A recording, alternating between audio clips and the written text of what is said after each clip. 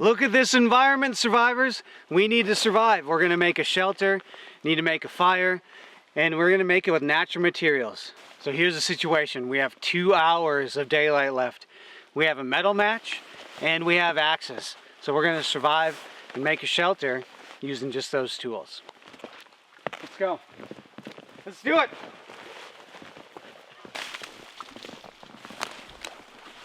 We need to find a spot with a bunch of good resources. All in through here, we're just exposed. We don't want to be standing here just looking up at the rain falling down on our face. Yeah, we can make a shelter in here, but this is a little too open. We need to find some protection that's overhead.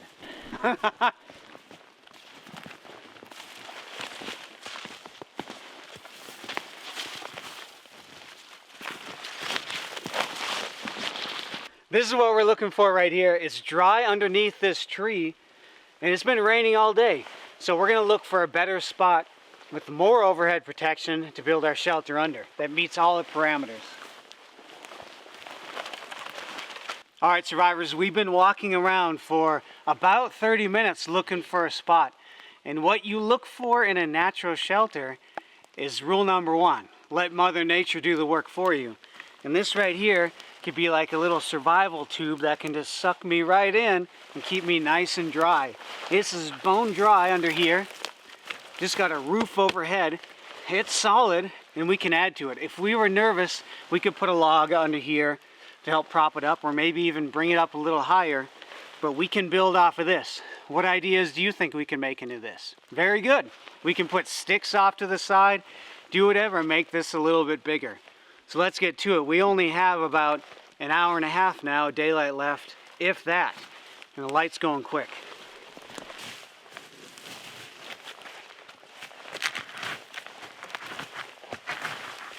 We have this slope right here, and I'm real particular about getting pretty level, just because I like that. It makes me feel good, makes me sleep better. And this is just confirming it that it's dry. So I'm trying to drag all this stuff down by the feet, because I'm going to have my feet up here and then my head down this way. And this in and of itself, this duff, this dirt and stuff, is like an insulation bed. So it's a good start to dry insulation, keeping us warm. I'm going to scrape it from up there down to here and make it pretty level.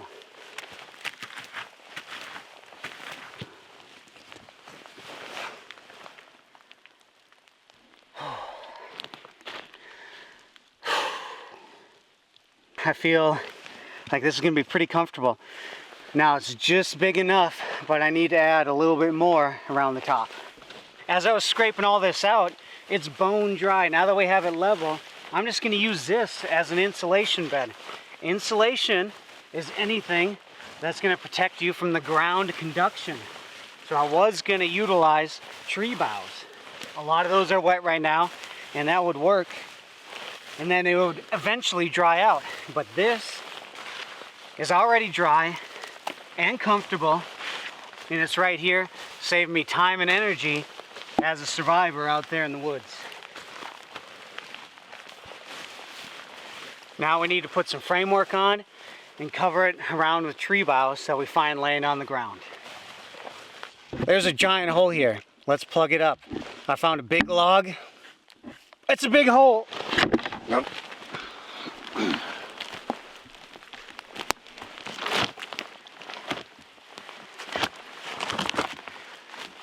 There, that's a good start. Now we can put some more vegetation and tree boughs over here so the water doesn't go around and still down in.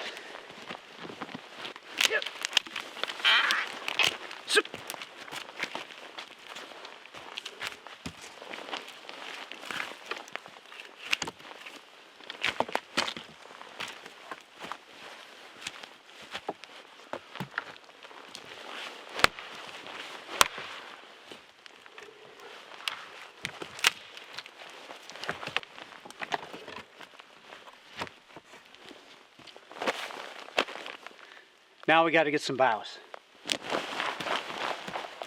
Don't do that as a survivor. Don't run. Conservation of calories and resources. Ration your sweat, not your water. So what we did is we put a bunch of framework on the outside, and we found those logs over there. We just picked them up off the ground. And so we made a nice shingle fashion down at the bottom, saved us a bunch of work with boughs. Then after that, you lay the boughs on from bottom up towards the top, just like you're shingling a house.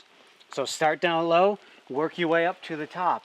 And then it's a good idea to put a bunch at the top, because as that water is dripping down each pine needle, it needs to work its way all the way down. So the correct pitch is going to be 40 to 60 degrees and more on the steeper side like this. So as water hits the pine needles, it goes down and down below it to the next pine needle and keeps working its way all the way until it hits the bottom of the ground. And then we have our door on the other side where it just opens up like a sliding glass door. And everything inside there is already prepped up. So we're not trying to do that after our shelter is made. So all the water that's dripping and going to continue to drip throughout the night is going to be going on top of our shelter right here. And so that's why we want to make a good shelter first before fire. But fire is our next priority because we're wet. Our pants, we didn't have rain pants in our pack. So it's going to be nice to dry out before we get into our sleeping bag. This might not look like a good piece of wood. It's against the principles that I talk about in my other videos. But this is a cedar stump right here. It's been burnt, and then once you go into it, carefully, you don't want to pry hard with your axe. You'll break handles. I've seen that happen. Once you get to the inside, perfectly dry wood, straight grained, smells like cedar. And then right here, you can use that to continue to make all your fire needs. We can take this whole stump right here, and sometimes you can just rip these right out. So the charcoal acts like shingles for the water, keeps a lot of the water out, and cedar is naturally rot resistant. There's a lot of oils in the wood, and so that's why in a lot of spots where it's wet all the time, cedar is the longest to rot.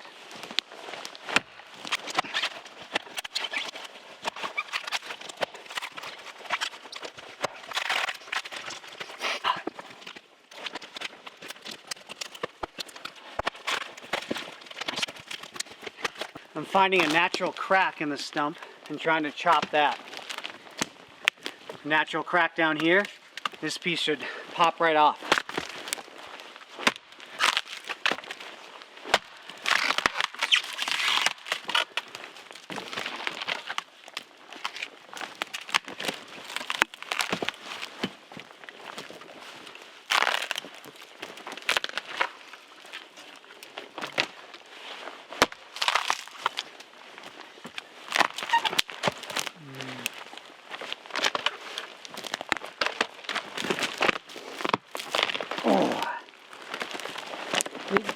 We got some good shingles, even if we want to use this for a natural shelter, but a good platform right here to make our fire onto.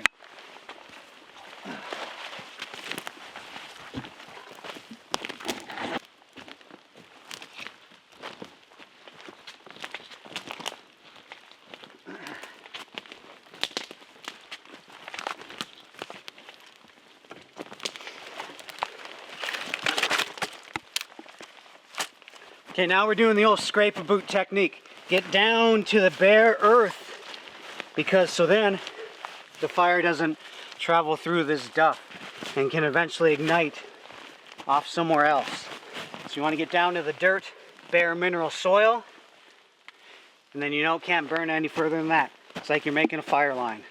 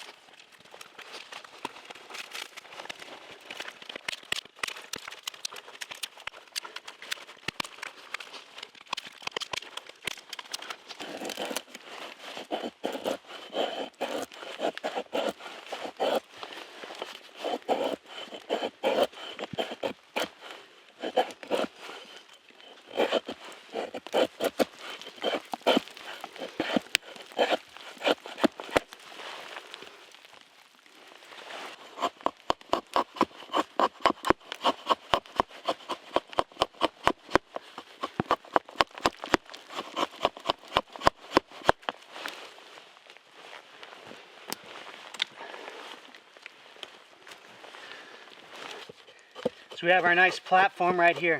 We have our fire circle scraped out down to the bare mineral earth. I'm just making some little shavings here as a primary tinder. And then I have some feather sticks as a secondary tinder. Ready to go. So I'm making tiny little shavings right here. Tiny little feathers. We made our feather sticks. And now I'm making something that's going to be easier to light with my tinder. Now you see I have a good solid platform right here. I have my metal match. And what I'm going to do, get it in the tinder.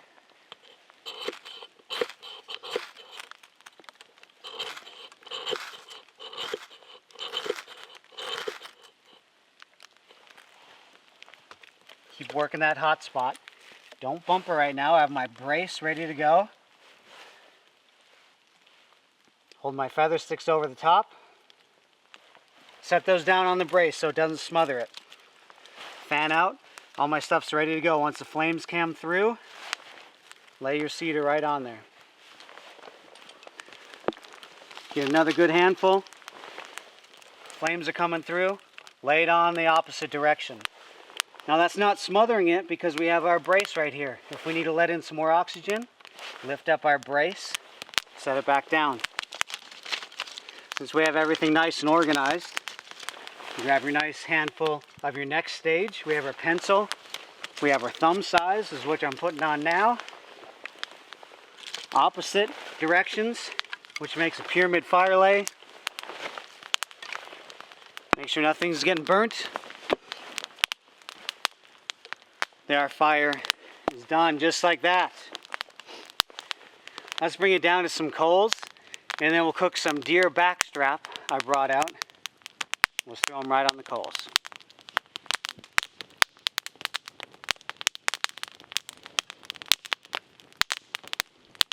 Fresh roadkill deer backstrap. Put it right on the coals. Leave it there for a few minutes, flip it, take it off, brush the coals off. And it's a great steak.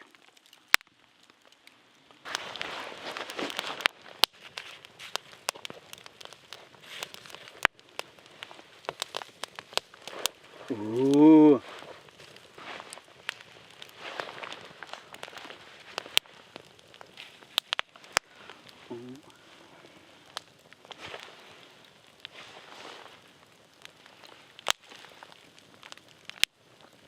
Mmm. Mmm. Nothing better. It's as simple as that. See, the coals don't stick to it. This makes a little char. Perfect. Ah.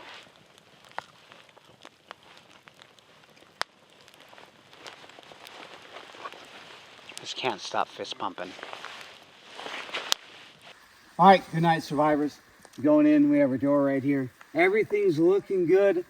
We have our sleeping bag, and I'm just gonna crawl in, hit the hay. So we're in the shelter. It's time for bed. Everything is nice and dry, looking good. Your shelter should be just big enough for you and your equipment. So we have that. Plus at the head, we have big enough for the equipment that we need. All right. Good night. See you in the morning. Good morning. Only woke up a couple times with water droplets hitting me right at the forehead. But other than that, it was a great night. Plenty warm, plenty dry. Insulation bed really helped with the conduction. I didn't feel any conduction loss through my body. So I felt plenty warm laying right on the ground. A lot more comfortable laying on your back, but it's what you got to force yourself to do when you're laying on the ground sometimes. Even though I like to sleep on my side. Well, time to get up. 7 o'clock.